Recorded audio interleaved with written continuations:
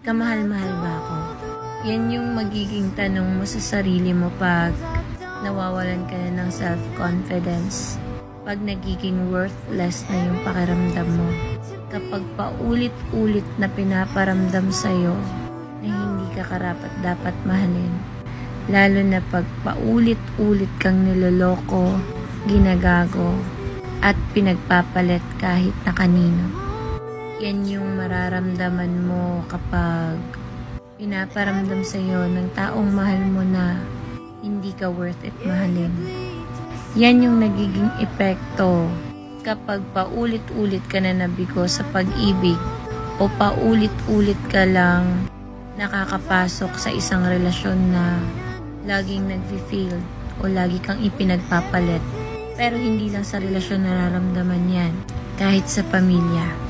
Lalo na pag naikukumpara ka sa iba. Lalo na kapag hindi ka nila na-appreciate. Yan yung mga katagang lumalabas sa bibig mo, sa isip mo, sa puso mo kapag ilang beses ka nang nasaktan. Dahil nafe-feel mo, worthless ka.